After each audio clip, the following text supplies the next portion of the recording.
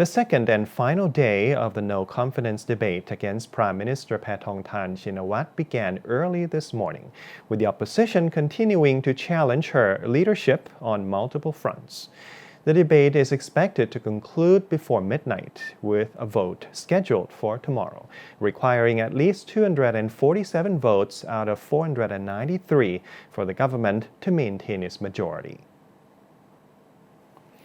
One of the key points raised by the opposition centered on Mr. Thaksin Shinawatra, former prime minister and father of the current leader, particularly his medical stay at Police General Hospital.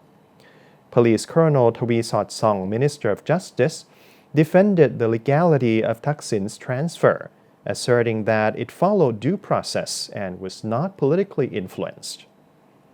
He also emphasized that similar medical leave privileges have been granted to other inmates. Prime Minister Paetongtarn reiterated that at the time of her father's return, she had not yet assumed office and had no authority to influence government decisions. She dismissed allegations of political deals facilitating his return as false. Economic concerns were another focal point, with the opposition criticizing the administration's slow recovery efforts. Mr. Pichai Chunhawachira, Deputy Prime Minister and Minister of Finance, acknowledged the challenges, but maintained that GDP growth was on track to reach 3%, despite global economic pressures.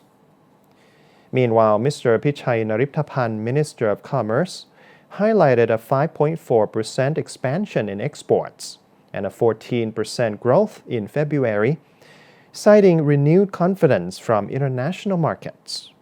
He also reaffirmed Thailand's ongoing FTA negotiations with the European Union and the government's commitment to supporting farmers and stabilizing agricultural prices. On crime prevention, the opposition accused the government of neglecting the rise of call center scams. Mr. Prasert Jantararongtong, Minister of Digital Economy and Society, countered that authorities have successfully disrupted online fraud networks, shutting down over 75,000 mule accounts and implementing measures like internet and electricity disconnections as scam operations. He stated that these actions force criminal groups to relocate outside Thailand. Prime Minister Paetongtarn added that such efforts began under the previous administration of Sethar Thavisin and had earned praise from China for their effectiveness.